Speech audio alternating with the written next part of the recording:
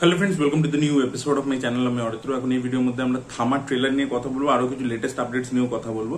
তো থামার ট্রেলারটা দেখুন, আমার এমনিতে ধরুন 80% ভালো লেগেছে, 20% আমার জিনিস কিছু আছে যেটা একটু প্রবলেম্যাটিক মনে হচ্ছে, আমি সেটা নিয়েও কথা বলবো। তো সব থেকে প্রথমে ভালো কি লেগেছে, যে ফোক লোডটা যেভাবে দেখাচ্ছে, ওরা কিন্তু বেশিরভাগ জিনিসটা ট্রেলারে লুকিয়ে রেখেছে। মানে টিজারটা আরো বেশি একটা মিস্ট্রি ব্যাপার ছিল, এখানে ওরা দেখিয়েছে কিছু জিনিসপত্র, যে আয়ুষ্মান খুরানার ট্রান্সফরমেশন হবে, যেগুলো আমরা টিজার লেভেলে প্রেডিক্ট করেছিলাম, একটা ব্রেকডাউনও করেছিলাম, যে রশ্মিকা প্রথম থেকে আগে থেকে আর কি ভ্যাম্পায়ার, এবং তার পরবর্তীতে আয়ুষ্মানের মধ্যে একটা ট্রান্সফরমেশন ধীরে ধীরে আসবে, রশ্মিকা ওকে গাইড করছে, তো সেই জিনিসপত্রগুলো দেখিয়েছে। আর নওয়াজ প্রথমে মানে ট্রেলারটা এখন স্টার্ট হয় খুব সুন্দরভাবে, যে নওয়াজ বলছে যে আমরা বেতালরা ওইসব করবো না, ওইসব মেনে চলবো না কিছু, আমরা আরো লোককে বেতাল বানাবো, আমাদের নিজেদের একটা আর্মি তৈরি করব, সেখানে গোলটা এস্টাবলিশ হয়ে যাচ্ছে, আর আমি হবো হচ্ছে তাদের লিডার। এবং তারপরে তাকে ট্র্যাপ করে ভিতরে ফেলে দেওয়া হয়েছে। তারপরে বহু বছর পরে সেখানে আয়ুষ্মান আসছে, ওর উপর বিয়ার অ্যাটাক হচ্ছে, সেখানে হয়তো রশ্মিকা বাঁচাচ্ছে, দুজনের মধ্যে প্রেম, আর যেভাবে গল্পটা প্রেডিক্ট করেছিলাম ওই ধরনেরই হবে।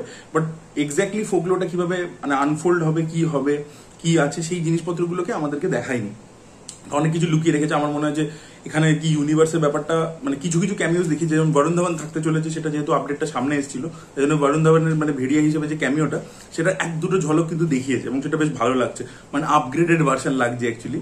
আর এছাড়া সত্যরাজকে তো রেখেছে মুঞ্জিয়া থেকে, তো মুঞ্জিয়ার ক্যামিও থাকে কিনা, স্ত্রী থাকে কিনা, বিকজ ট্রেলার লঞ্চ যেটা হয়েছে সেখানে শ্রদ্ধা কাপুর নিজে এসেছিল, তো দেখা যাক সেটা কি হয়। আর সত্যরাজ এবং পরেশ রাওয়ালের মধ্যে লাস্ট সিনটা আমার হেভি লেগেছে, ঠিক আছে, বলছে আপনি অমলেটস अंडे से ऑमलेट होते हुए देखा, लेकिन ऑमलेट से अंडा होते देखे मुझे क्या पता, मैं तो वेजिटेरियन हूँ, ওই ডায়লগটা বেশ ভালো লেগেছে। তো কিছু কিছু বিটস এন্ড পিসেস কমেডি আমার ভালো লেগেছে।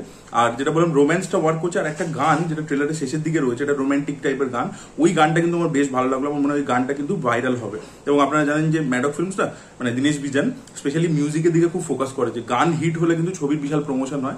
তো দেখবেন এক করণ জোহরের প্রোডাকশন আছে, ওরা খুব চেষ্টা করে গান হিট করাবার, আর এক হচ্ছে ম্যাডক ফিল্মস। তো ম্যাডকের ওই গানটা কিন্তু যেটা রয়েছে ট্রেলারের শেষের দিকটাতে স্পেশালি, ওটা বেশ ভালো, প্রচুর খরচা করা হয়েছে, স্কেল আপ করেছে, ভিজুয়াল গুলো দেখতে খুব ভালো লাগছে।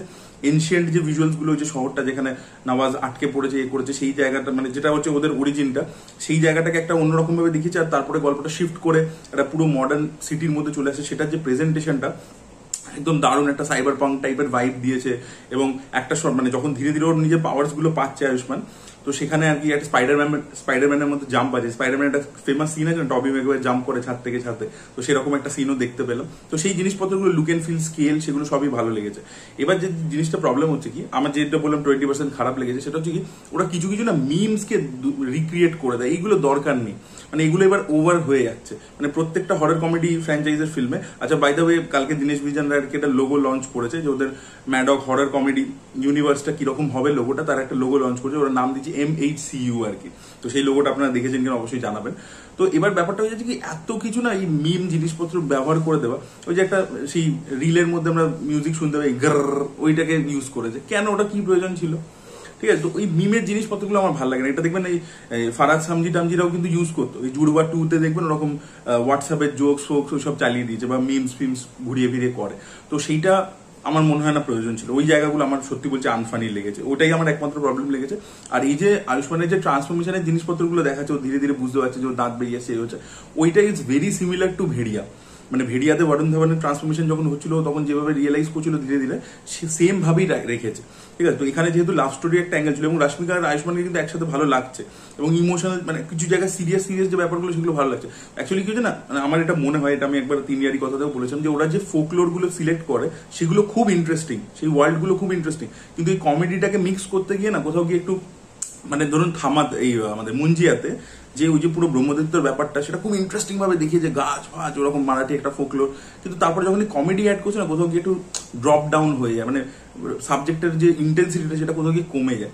তো সেইটা আমার মনে হয় ওই কমেডিটা অ্যাড করে ওটা ডাইলুট হয়ে যায়, প্রথম কথা। সেকেন্ড হচ্ছে কি, এই মিম জিনিসপত্র ঢোকালে, মানে যেটা আমি বললাম যে লাস্ট সিনটা ভালো লাগছে, কারণ ওটা অর্গ্যানিক ভাবে একটা সিচুয়েশনাল হচ্ছে, ভালো লাগছে, কিন্তু এই যখনই মিম টিম ঢোকাচ্ছে ওটা ভালো লাগছে। বা নওয়াজের সাথে প্রথম যে সিনটা আছে আয়ুষ্মান খুরানা, ওই সিনটা এমনি তো ভালোই লাগছে, যে ও শায়েরি করছে, বলছে আমার ফাটছে তুমি শায়েরি করছো, ওই সিনটার মধ্যে পিছনে কেন মিমটা ঢোকাবার প্রয়োজন ছিল, ওটা আপনি বলুন, ওখানে কেন দেওয়ার প্রয়োজন ছিল? ওটা হয়তো সিনেমাতে অন্য জায়গায় আসবে, কি আসবে জানি না, বাট ওই জিনিসটা আমার একমাত্র ভালো লাগেনি। আপনাদের ওই ব্যাপারটা, ওই মিমের ব্যাপারটা ভালো লেগেছে কি খারাপ লেগেছে অবশ্যই জানাবেন। আপনাদের জন্য কমেডিটা কিরকম ওয়ার্ক করেছে, ভিজুয়ালস কেমন লেগেছে? আমার কিন্তু ভিজুয়ালস টপ নচ লাগছে, ফোকলোরটা খুব ভালো লাগছে। তবে নওয়াজকে যেহেতু মেন ভিলেন, তো সে তাকে একটু সিরিয়াস ভাবে একটু দেখাতে পারতো, যে একটু কিছু ডেঞ্জারাস ট্রেডও দেখাতে পারতো, যে লোকটা হয়তো কমেডি করছে কিন্তু একটু সিরিয়াস ট্রেড ইত্যাদিও দেখাতে পারতো। লাভ স্টোরিটা বেশি ইমপ্রেসিভ লাগছে, গানটা খুব ভালো লেগেছে। তো সবকিছু মিলে আর বললাম যে ট্রেলারের শেষে যে কমেডি সিনটা রয়েছে সেটা বেশ ভালো লেগেছে। তো ওভারঅল মিলিয়ে 80% বললাম যে ভালোই লেগেছে, ওই মিমের জিনিসপত্রগুলো আমার ভালো লাগে। তো এই ছিল থামা নিয়ে কথা। এবার আমরা আপডেটস গুলো নিয়ে কথা বলবো। তো সব থেকে প্রথম আপডেটটা হচ্ছে তুম্বার 2 কে কেন্দ্র করে। তো সোহম শাহ তুম্বার 1 নিজে প্রডিউস করেছিল, এবারে পেন স্টুডিওস যেহেতু তুম্বার 2 মানে তুম্বার 1 আর কি রিলিজ করে বেশ ভালো ব্যবসা করেছিল, তো পেন স্টুডিওস যারা বড় একটা প্রোডাকশন হাউস তারা আর কি অ্যাসোসিয়েট হয়েছে এর সাথে, সোহম শাহর সাথে। এবং এবারে তুম্বার 2 এর বাজেট হবে 150 কোটি টাকা। এবং কঙ্গনা রানাবত এই ছবির মধ্যে থাকতে চলেছেন একটা গডেসের ভূমিকা, একটা পুরোনো এনশিয়েন্ট সেক্রেট গডেস, তার ভূমিকায় আমরা কঙ্গনা রানাবতকে এই ছবির মধ্যে দেখতে পাবো। তো কাজ শুরু হচ্ছে খুব শীঘ্রই তুম্বার 2 এর জন্য, কোয়াইট এক্সাইটেড। বাট অ্যাকচুয়াল যিনি ডিরেক্টর, যিনি তুম্বার 1 বানিয়েছিলেন, তিনি এই প্রজেক্টের সাথে অ্যাসোসিয়েটেড নেই। তো সেই জন্য একটু চিন্তা হচ্ছে, একটু খারাপ লাগছে যে উনি বানালে আরো বেটার হতো। আর ওনার ওই গুলকান্দা টেলসটাও আটকে গেছে, যেটা প্রাইমের জন্য সে করেছিল।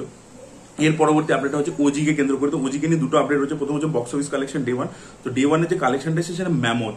প্রডিউসার ফিগার বলছে 154 ক্রোর, কুলির ক্ষেত্রে 151 হয়েছিল, এরা 154 ক্রোরের আর কি দিয়েছে, প্রডিউসার ফিগার জানিয়েছে আর কি। বাট অ্যাকচুয়ালি ট্রেড ফিগার যেটা এসেছে সেটা হচ্ছে 145 ক্রোর্স ওয়ার্ল্ড ওয়াইড কালেকশন করেছে ডে 1 এ আর কি। এবং 90 ক্রোর্সের শেয়ার কালেকশন করেছে ডে 1 এ। এবং তার মধ্যে ওভারসিজ মার্কেটেও ফাটিয়ে দিয়েছে, ইন্ডিয়ার মধ্যেও ফাটিয়ে দিয়েছে। পেড প্রিভিউজ যেগুলো ছিল সেখানে টিকিটের দাম বিশাল বিশাল বাড়িয়ে বাড়িয়ে রেখেছিল, এবং বিশাল আর কি একটা রেসপন্স দেখতে পাওয়া গেছে। তো পুরোপুরি ফ্যান সার্ভিসিং সিনেমা, এবং তেলেগু মার্কেটকেই প্রাইমারিলি ফোকাস করে করা হয়েছে।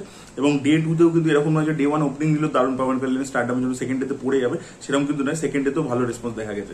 আর এছাড়া মেকার্সরা প্ল্যান করেছে ওজি সিকুয়েলও বানাবে, যেখানে অ্যাকচুয়ালি জাপানের যে অরিজিন স্টোরিটা সেটা দেখাবে।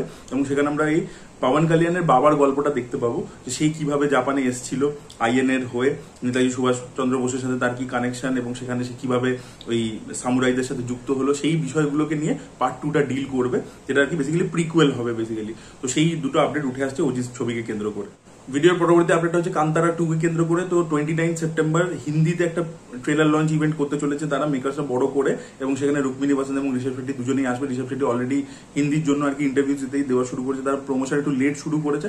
দেখা যাক হিন্দিতে রেসপন্স কিরকম হয় যখন 2 অক্টোবর ছবিটা রিলিজ করবে। Really looking forward. আমার তো ট্রেলারটা পার্সোনালি পছন্দ হয়েছিল। ভিডিওর পরবর্তী আপডেট হচ্ছে কেভি বিজেন্দ্র প্রসাদকে কেন্দ্র করে, মানে এস এস রাজামৌলির ফাদার। তো উনি আপকামিং কি কি কাজ করছেন সেটা একটা আপডেট উঠে আসছে। তো মহারানা প্রতাপের বায়োপিকের উপর তিনি কাজ করছেন।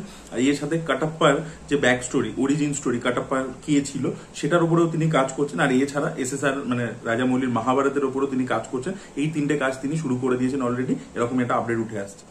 ভিডিওর পরবর্তী আপডেটটা হচ্ছে STR 49 কে কেন্দ্র করে, মানে যেটা STR বানাচ্ছেন হচ্ছে ভেট্রিমারানের সাথে। তো সেই ছবিটার যে প্রোমো, একটা অ্যানাউন্সমেন্ট টিজার তারা শুট করেছে, সেটা 4 অক্টোবর কিন্তু রিলিজ করতে চলেছে, এরকম একটা আপডেট উঠে আসছে। ভিডিওর লাস্ট আপডেটটা হচ্ছে স্ত্রীকে কেন্দ্র করে। তো স্ত্রী 3 যখন রিলিজ করবে তার 6 মাস আগে তারা একটা অ্যানিমেটেড ফিল্ম নিয়ে আসার প্ল্যান করছে, যেটা নাম হচ্ছে ছোটি স্ত্রী বলে। এবং এই সিনেমাটা ফোকাস করবে স্ত্রীর অরিজিন স্টোরির উপর। স্ত্রীর মানে শ্রদ্ধা কাপুরের মায়ের যে চরিত্রটা, তার অরিজিনটা কিভাবে হলো সেটা আমাদেরকে বারবার মুখে বলা হয়েছে পার্ট 1 এ, পার্ট 2 তে। তো সেটাকে একদম ভিজুয়ালি দেখাবে অ্যানিমেশনের মাধ্যমে, এবং সেখানে ওই পুরো ওয়ার্ল্ডটাকে এক্সপ্লোর করবে, অরিজিন স্টোরিটাকে। এবং সেটা স্ত্রী রিলিজ করার আগে, মানে স্ত্রী 3 রিলিজ করবে 6 মাস আগে রিলিজ করবে। এবং আপনারা বুঝতেই পারছেন ম্যাডক বুঝে গেছে যে ভাই মাহতাব নার্সিমার মতো ছবি, অ্যানিমেশন কি দারুণ পারফর্ম করছে, ডেমন স্লেয়ার কি লেভেলের পারফরমেন্স দেখাচ্ছে। তো সেখান থেকে বুঝে গেছে যে ইন্ডিয়ার মধ্যে অ্যানিমেশনের বিশাল মার্কেট রয়েছে। তো অলরেডি যেহেতু স্ত্রী একটা সেট ফ্র্যাঞ্চাইজ, তো সেটাকে তারা ইউটিলাইজ করবার চেষ্টা করছে অ্যানিমেশনের জন্য। যদি সাকসেসফুল হয় বিশাল লেভেলে, তাহলে কিন্তু তারা এর পরবর্তীতে অ্যানিমেশনের দিকেও কিন্তু ফোকাস করবে বলে মনে হচ্ছে। দেখা যাক সাকসেসফুল হয় কিনা। আপনাদের এই বিষয়টা নিয়ে কি ওপিনিয়ন অবশ্যই কমেন্টে লিখে জানাবেন। এই ভিডিওটা ভালো লেগে থাকলে লাইক করুন, শেয়ার করুন, চ্যানেলকে সাবস্ক্রাইব করতে ভুলবেন না। বাই।